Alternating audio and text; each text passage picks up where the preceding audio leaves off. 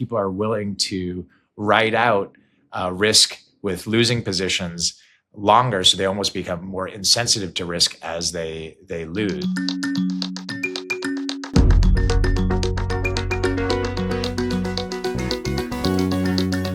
Why do smart people make questionable money decisions?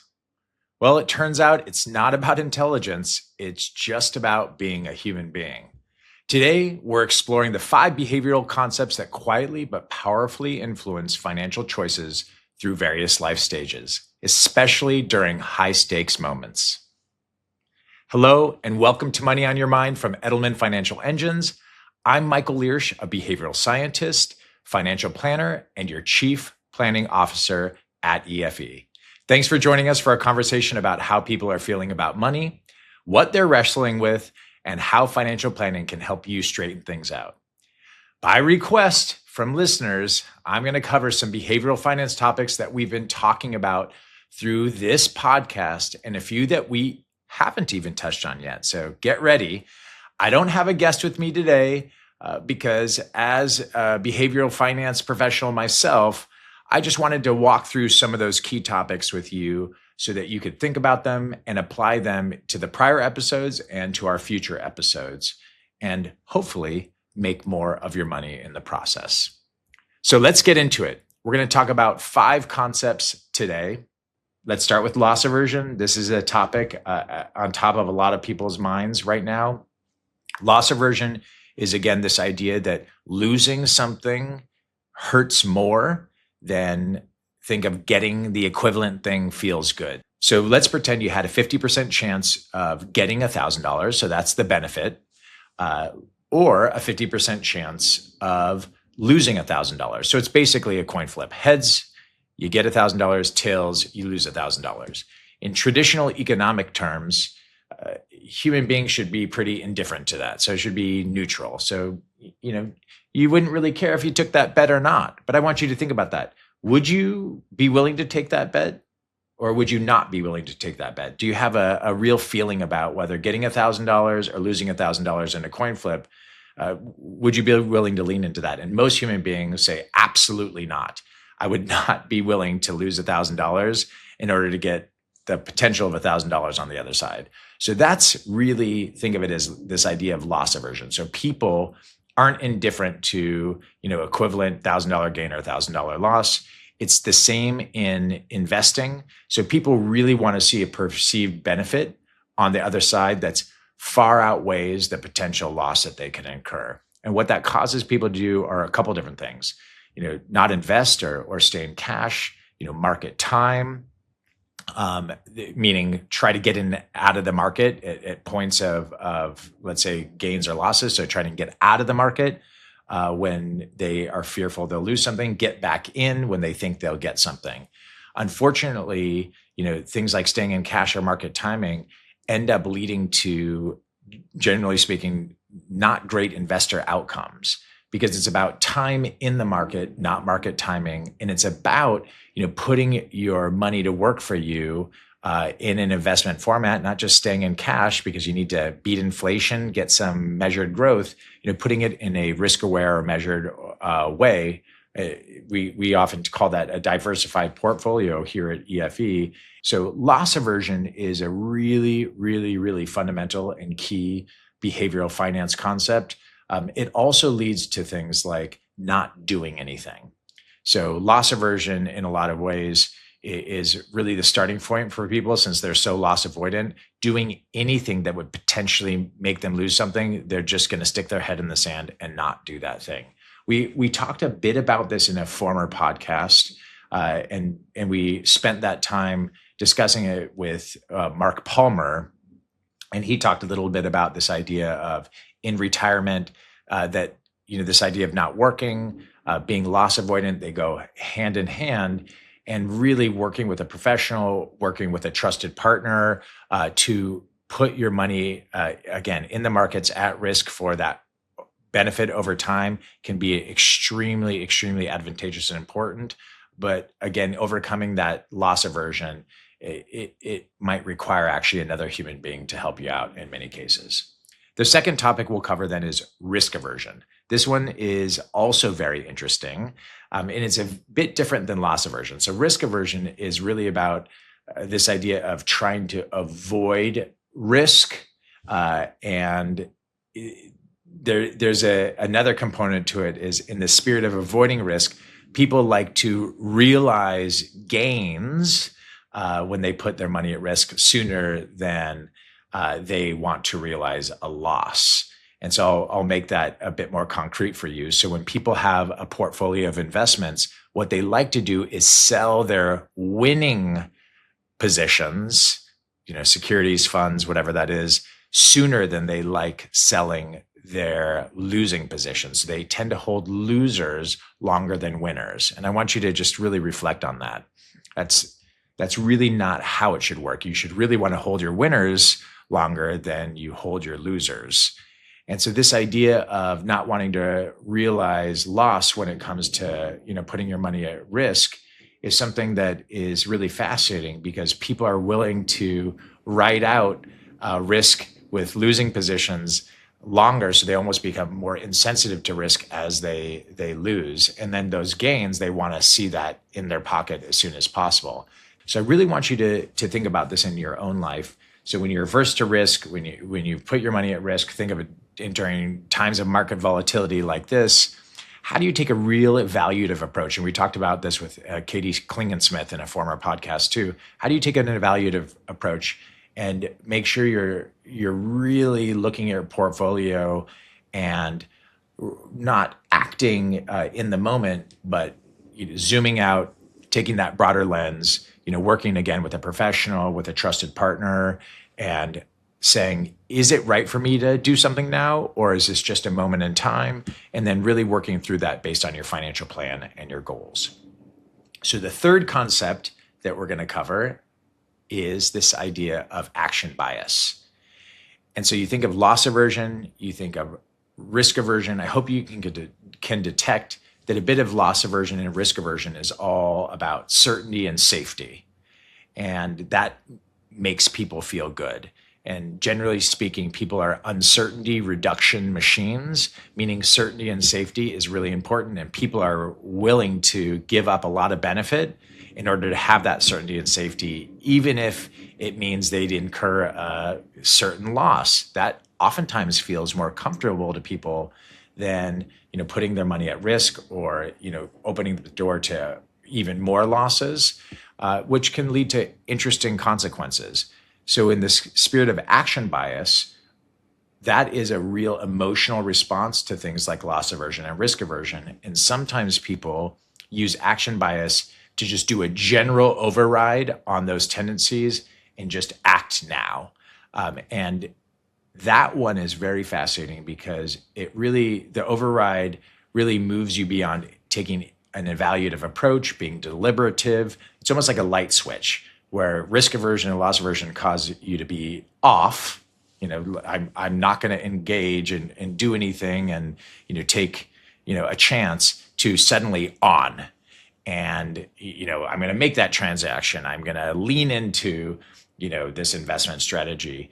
And that's almost a flip side of what we've been talking about, because just because you feel loss averse or risk averse doesn't make that wrong. It just means, really thinking about it in, again, a more deliberative and evaluative way, using financial tools and the resources you have to say, what are the right decisions to make based on my goals, my needs, my concerns, my preferences, or my family's.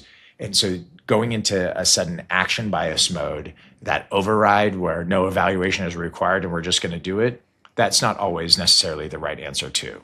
So again, really introducing another human and real evaluative capabilities here, like a financial planning tool, can really help you out and make sure that you're putting that desire to take action in the right place. We talked a bit about this in our, we had a special episode during the recent conflict in the Middle East and what's happening to energy prices and market volatility. And the warning there was, action bias for the sake of doing something. Take a step back, take a pause, and say, is there really anything to do based on how I'm positioned in my portfolio, and how that's really helping me to get to where I want to go with my money? So again, I would take a look at that episode if you're interested in the nature of action bias and where it comes from.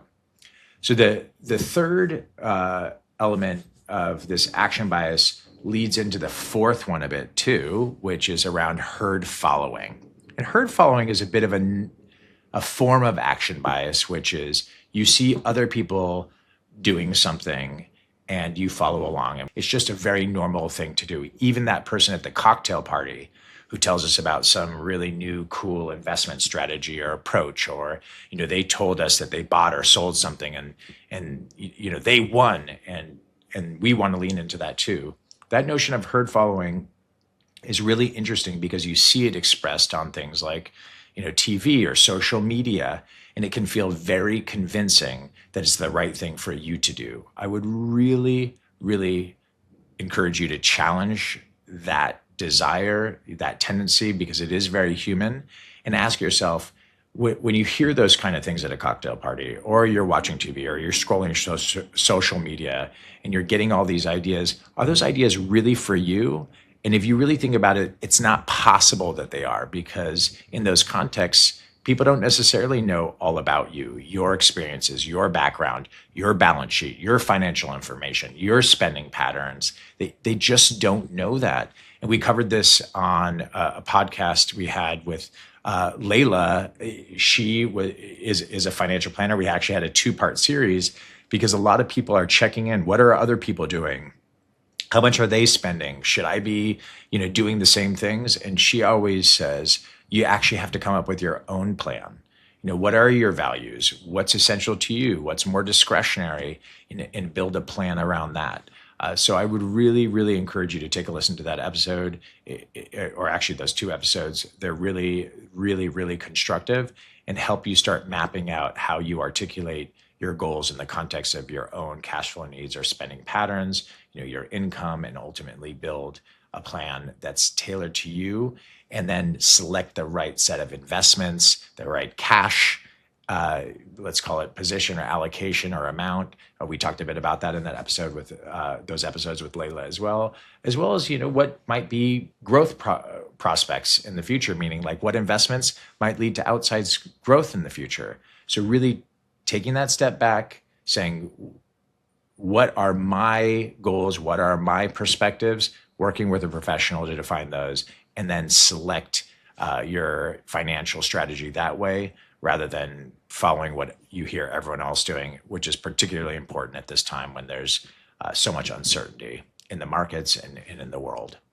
The last one I want to cover is actually probably the most requested topic for me to really unpack. So I'm going to spend a little bit more time on this one. Under and overconfidence.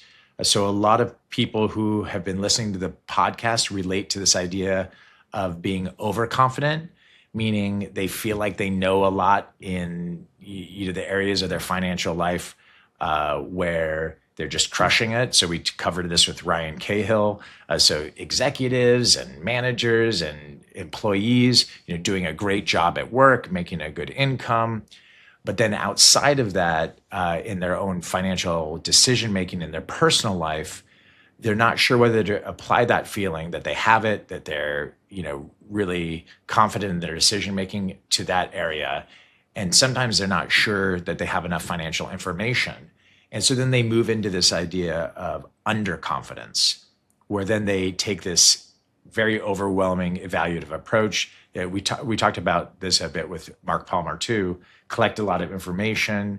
Suddenly it's too much information. We don't know what decision we should make, whether it's in our, employer sponsored, benefits or defined contribution plan, all the way to, all the options we have in our financial lives outside of that, to really make the most of our money, invest for our future, invest for our retirement, whether those are catch-up contributions or employer matching, or all the surrounding benefits of retirement accounts, so IRAs, Roth or traditional. It just starts becoming a lot, and you go from this idea of overconfidence quickly to underconfidence.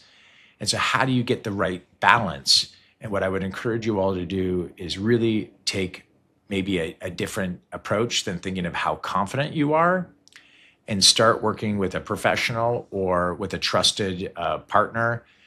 So that's a family member, a spouse, a partner, a human being who can really help you outline your goals. What are you trying to accomplish? Write all those things down and match it up with your money. Is your money organized in the right way to get those things done?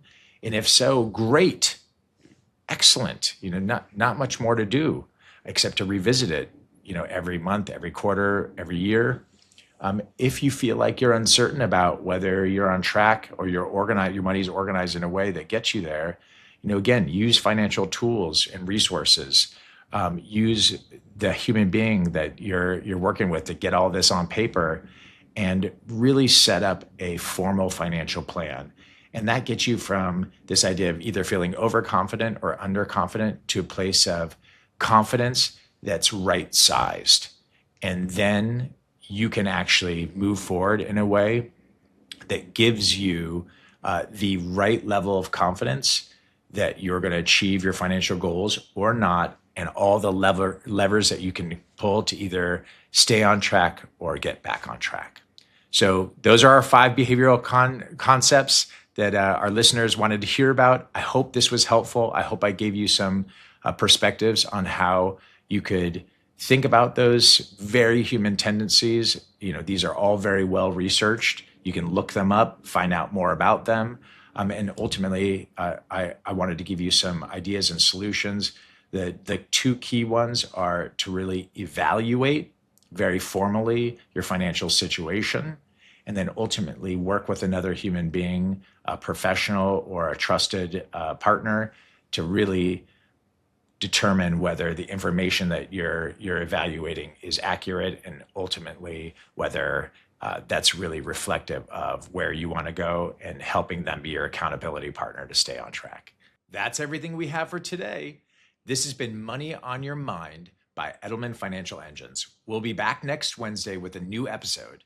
Subscribe to the show on Spotify, Apple Podcasts, or YouTube so you don't miss it. And we'd appreciate it if you left us a rating too. I'm Michael Liersch from Edelman Financial Engines. Talk to you next time.